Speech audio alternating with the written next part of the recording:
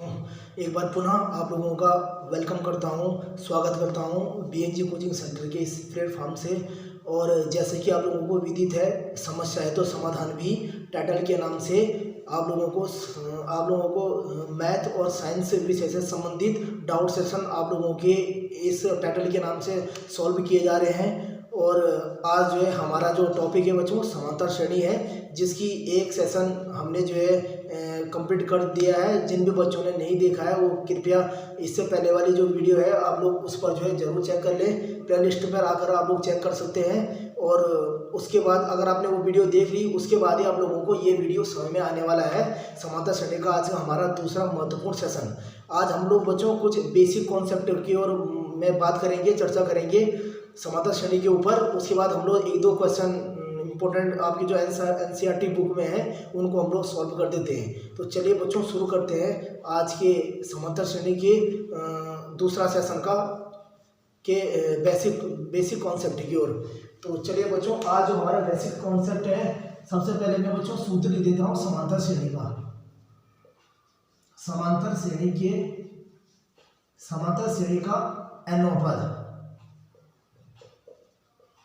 N बराबर होता है a plus n minus 1 into d. तो ये आप लोगों को बच्चों फार्मूला 101% याद होना चाहिए। समांतर श्रेणी का एनो पद का सूत्र क्या होता है, एन बराबर a plus n minus 1 into d. उसके बाद आप लोगों को इस चीज की नॉलेज होनी चाहिए कि ए क्या होता है, एन क्या होता है, डी क्या होता है और ए एन क्या होता है। चलिए आज हम लोग इसी पर बेसिक चर्चा करने वाले हैं। तो सबसे पहले बच्चों हम लोग लिख देते हैं यहाँ पर ए एन डी। ए होता है बच्चों समांतर श्रेणी का पहला पद,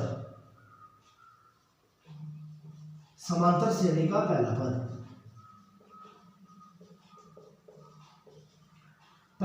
एन बराबर पदों की संख्या,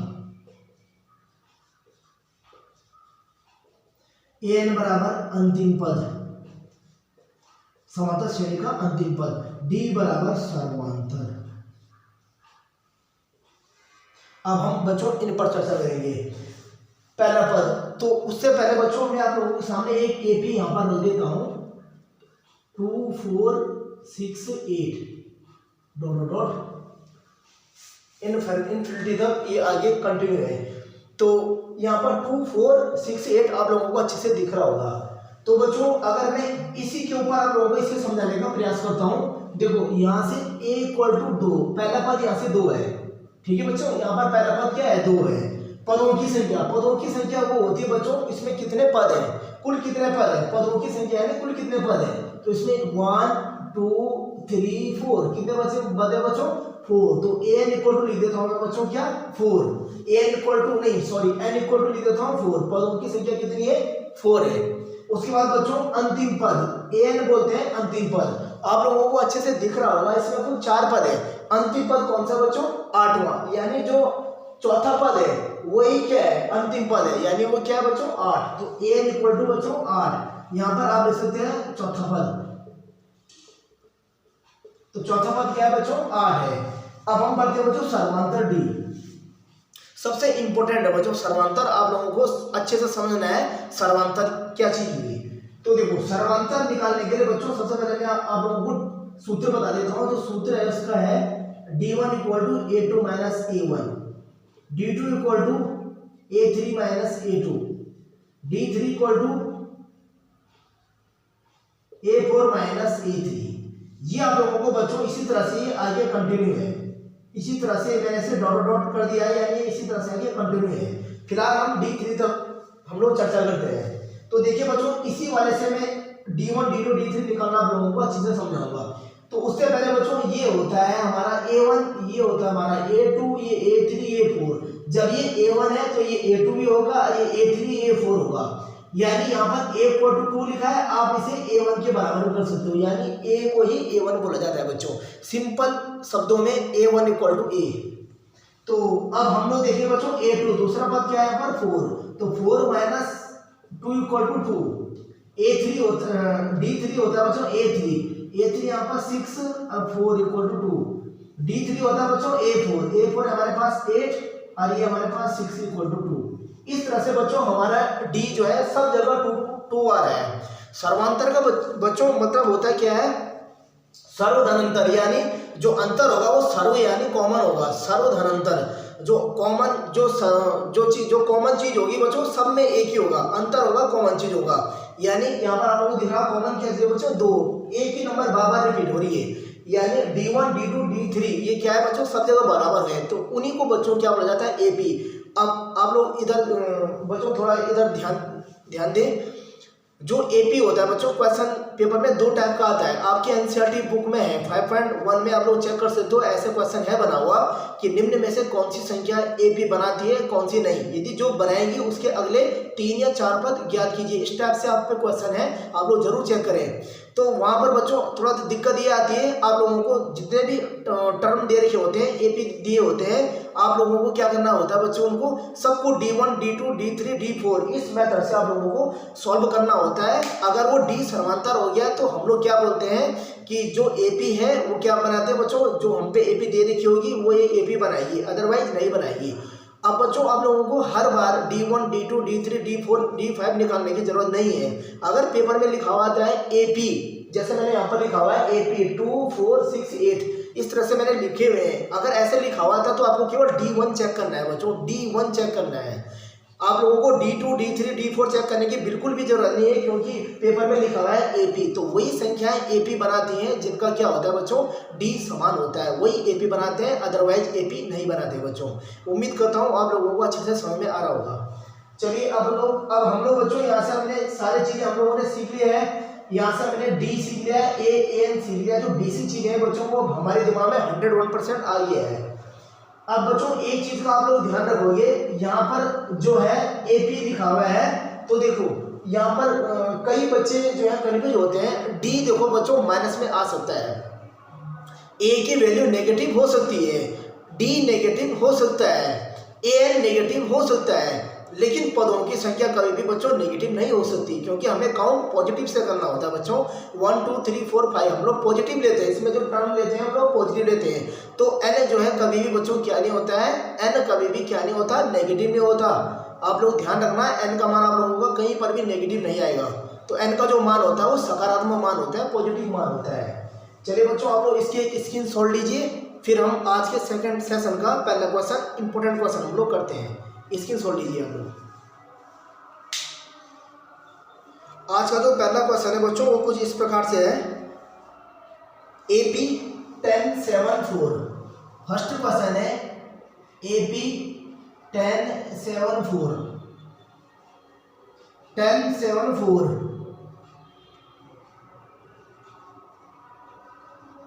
का तीसरा पद क्या होगा, इसका तीसरा पद क्या होगा, तो अब हम लोग इस पर चर्चा करेंगे बच्चों। देखिए यहाँ पर आप लोगों को पता है A = 10 दे रखा, D = अब बताइए बच्चों मुझे D कितना निकालना है, केवल एक से काम चल जाएगा या मुझे एक से ज़्यादा बार निकालना है, D1 D2 D3, मतलब D1 D2 D3, क्या सब जगह D निकालना जरूरी है या एक ही से काम चल जाएगा। वेरी गुड बच्चों, तो एक ही से काम चल जाएगा, क्योंकि हमारा क्या है बच्चों यहाँ पर AP लिखा हुआ है, तो चलिए यहाँ पर हो जाएगा बच्चों 7 - 10 = -3। अब बच्चों हम आते हैं लास्ट पॉइंट पे आते हैं हम लोग, यहाँ से तो हमने नोट कर लिया, अब यहाँ से हमें n या an इसका आंसर में मिल जाएगा बच्चों। तो देखिए तीसवां पद, तो बच्चों तीसवां पद इसे बोलते हैं nवां पद, ये होता है बच्चों nवां पद, और ये होता है बच्चों तीसवां पद। आप लोगों को अच्छे से समझ में आ रहा होगा, ये होता है nवां पद, ये होता है तीसवां पद, एक है nवां पद दूसरा है तीसवां पद, यानी शॉर्ट फॉर्म में बताऊं तो n = 30, यानी हमें पदों की संख्या 30 दे रखी, तो क्या निकालना है बच्चों, वेरी गुड, an निकालना है। तो चलिए बच्चों हम लोग सूत्र बना देते हैं, an = a + n - 1 × d। an कितना है बच्चों हमारे पास, an है हमारे पास कुछ नहीं, वो तो हमने फाइंड आउट करनी है, a हमारे पास 10, n हमारे पास 13 और d मेरा -3। an = आइए बच्चों 10 + 29 × -3, an = 10 + 7 2 3 × 8 प्लस माइनस का बच्चों माइनस, मैंने इसे शॉर्ट में कर दिया है। उम्मीद करता हूँ ये प्लस माइनस की जो साइंस संबंधी प्रॉब्लम होते हैं ये आप लोगों को अच्छे से समझ में आता होगा। an = बच्चों -77, यानी इसका मतलब क्या है बच्चों, जो ये AP है, जो 30वां पद है वो कौन सा होगा बच्चों, 77 होगा। यानी 10, 4, 5 इस तरह से जो इंटीजर है ये पॉजिटिव से कहाँ निकलेंगे बच्चों, नेगेटिव की ओर निकलेंगे। तो नेगेटिव इंटीजर जो अंतिम होगा, लास्ट होगा, वो क्या होगा बच्चों, -77। तो आप लोगों को दिख रहा होगा जो हमें पूछा था an, वो हमारा कितना है बच्चों, -77 हमारा an जो है प्राप्त हो चुका है।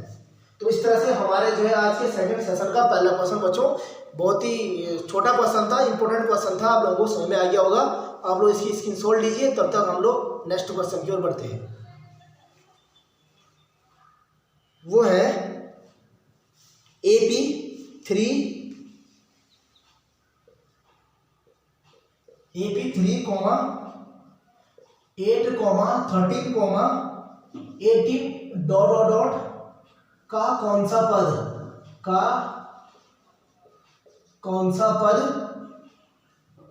78 है, का कौन सा पद 78 है। तो हमें कह रहा बच्चों कौन सा पद 78 है। अब चलिए हम लोग इसे समझते हैं, कौन सा पद 78 है। आप लोगों को बच्चों अच्छे से समझ में आ रहा होगा।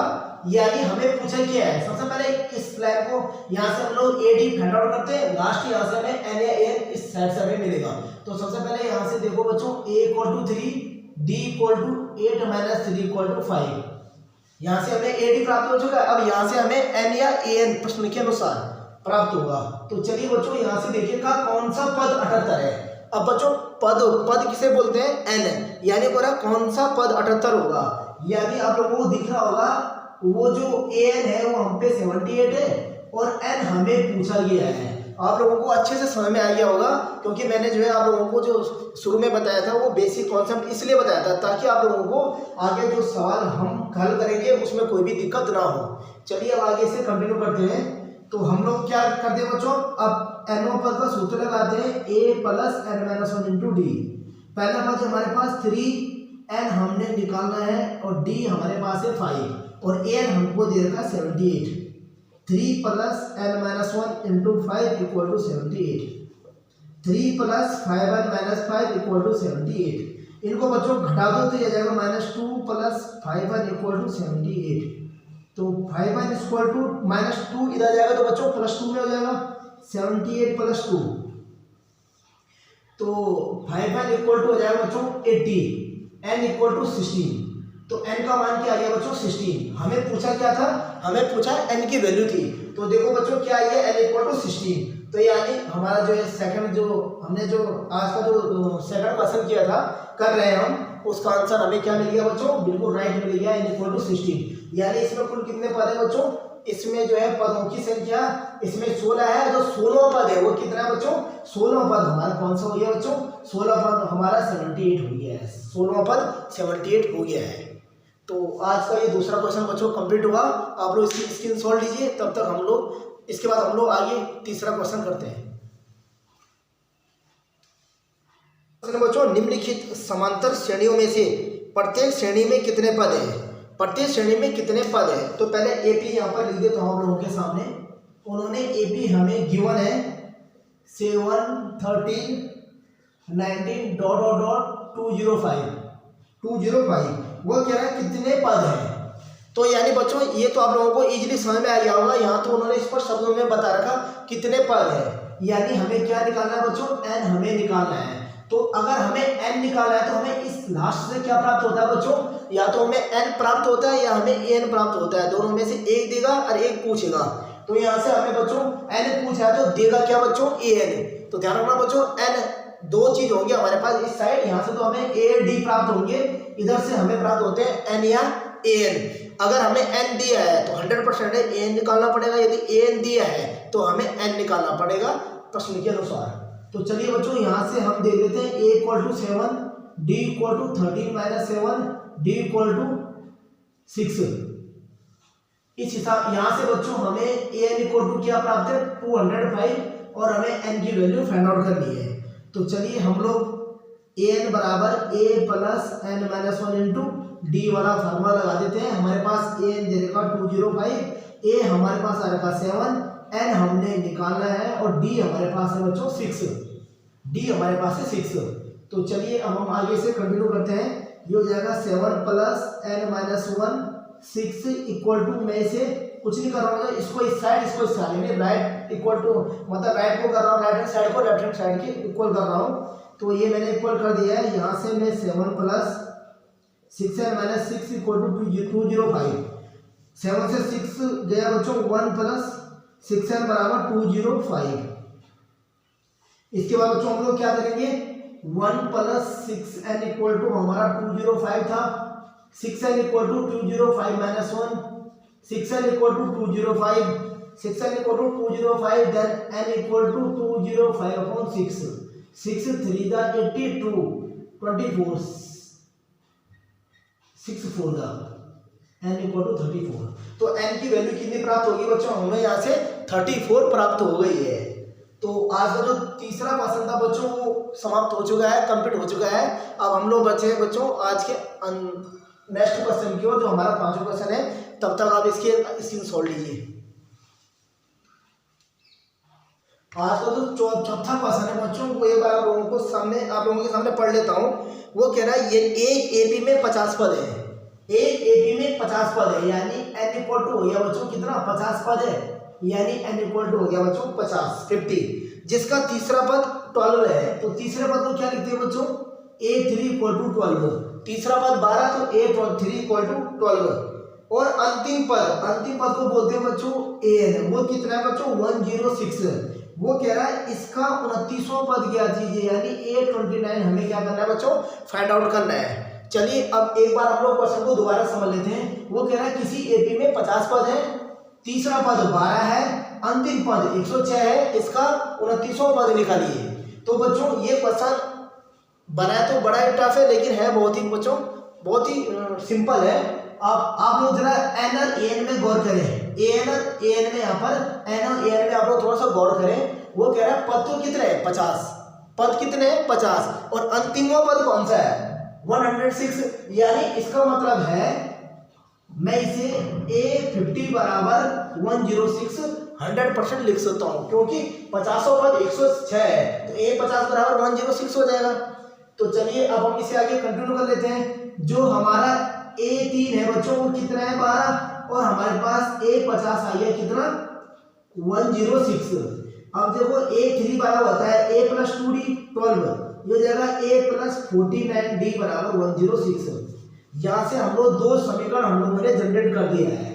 ये वैसे ही समीकरण बन के बच्चों जैसे आप लोगों ने प्रतिस्थापन विलोपन विधि में पढ़ा होगा, ये वैसे क्वेश्चन बन गए। अब इनको करना भी उसी हिसाब से जैसे हमने प्रतिस्थापन विलोपन विधि के क्वेश्चनों को हल किया था।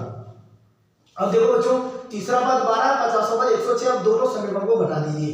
तो हम डायरेक्ट इसे घटा देते हैं। अगर किसी बच्चे को इसमें डाउट तो नहीं है ना, अगर किसी को डाउट है तो मैं दोबारा बता देता हूँ। तीसरा पद A प्लस 2D कैसे आया, तो इधर समझो, जो तीसरा पद है A3 वो हमारा आया A plus n minus 1 into D के फार्मूले में रखिए। तो देखो यहाँ पर n क्या है बच्चों 3 है, तो मैं A प्लस 3 माइनस 1 में रखूंगा तो मेरा क्या आ जाएगा बच्चों A प्लस 2D आएगा। तो ये मेरा A प्लस 2D यहाँ से आया है। तो अगर आप A50 रखोगे तो यहाँ पर 49D आप लोगों को मिल जाएगा। चलिए हम लोग क्या करेंगे, दोनों समीकरण यहाँ पर मैं लिख दो, समीकरण A को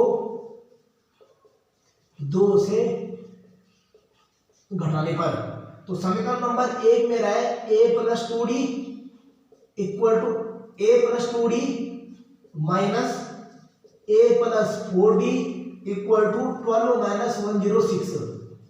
A प्लस 2D ब्रैकेट खोल दो, माइनस अंदर के चिन्ह क्या हो जाते हैं बच्चों, ब्रैकेट के बाहर अगर माइनस चिन्ह हो तो अंदर के चिन्ह क्या हो जाते हैं बच्चों, बदल जाते हैं, अंदर वाला हो जाएगा प्लस, प्लस वाला जाएगा बच्चों माइनस। तो 106 से 12 घटाओ 4 9 95, तो 95। अब यहाँ से बच्चों A से कट गया, ये हो गया -2D बराबर 94, देन D इक्वल टू हो गया बच्चों कितना, D इक्वल टू -4 2 जा 8 कैरी 1 4 7 जा, तो 7 ठीक है। D इक्वल टू आ गया बच्चों मेरा 47। D कितना प्राप्त हो गया बच्चों मेरा 47। तो अभी भी बच्चों हमारा जो है ये आंसर, ये अभी हमारा क्वेश्चन पूरा कंप्लीट नहीं हुआ है। एक बार हम लोग इसे दोबारा चेक कर लेते हैं। वो कह रहा है किसी एपी में 50 पद है, इक्वल टू 50, जिसका तीसरा पद A3 बराबर 12, A3 बराबर 12। तो तीसरा पद 12 है, तो मैंने लिखा a प्लस 2d बराबर 12 और 50वां पद 106 है, 49d बराबर 106। अब 49, अच्छा यहाँ पर थोड़ा बच्चों मिस्टेक हो गया है, ये 49d था, यहाँ पर मैंने कुछ गड़बड़ कर दिया है, 49d है ये, तो इसे यहाँ से रब कर देता हूँ। 1 से 1 डिवाइड हो गया, कट गया, ये हो गया मेरे पास 2d minus 49d equal to 94। तो इस हिसाब से अब हम क्या करेंगे, दोनों को घटाएंगे, तो ये आ जाएगा बच्चों हमारा कितना, माइनस 47d इक्वल टू 94। तो d इक्वल टू आ गया बच्चों हमारा कितना, माइनस 47 माइनस, अच्छा यहाँ भी माइनस है बच्चों, इधर भी माइनस है, तो माइनस माइनस कर दिया, d इक्वल टू आ गया बच्चों हमारा 7 2 जा, तो d इक्वल टू आ गया बच्चों हमारा 2, d इक्वल टू आ गया बच्चों हमारा 2। तो इस तरह से बच्चों हमारा d2 आ गया। अब हम क्या करेंगे बच्चों, a की वैल्यू हम लोग फाइंड आउट करेंगे, उसके बाद हमारा जो है a29 जो हमें पूछा है हम लोग उसकी वैल्यू आसानी से प्राप्त कर लेंगे। तो a, अब यहां से लिखेंगे बच्चों d का मान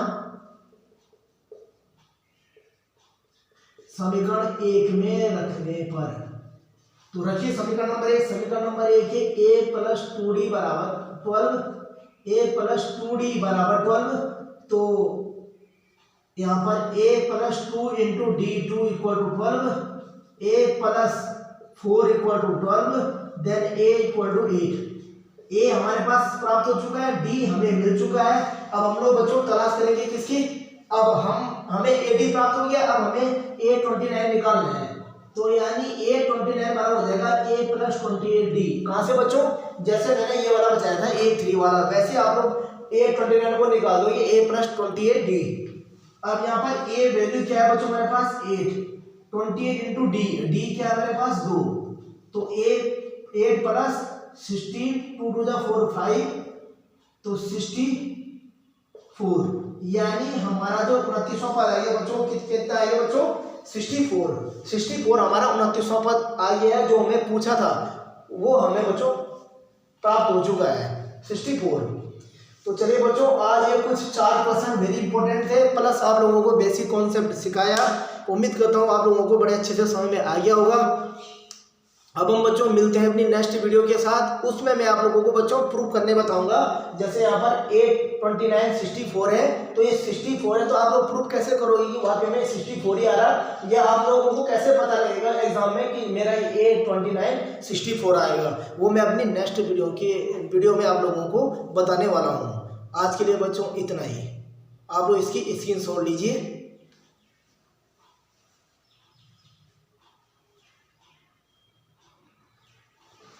आज का सेशन बच्चों समाप्त हुआ। उम्मीद करता हूँ आप लोगों को बड़ा ही अच्छा आप लोगों को लगा होगा। आप लोग अच्छे से नोट्स बनाएं। आप लोगों को अगर इन क्वेश्चनों में दिक्कत है तो आप लोग कमेंट बॉक्स में क्वेश्चन नंबर जरूर भेजें। आज के लिए इतना ही।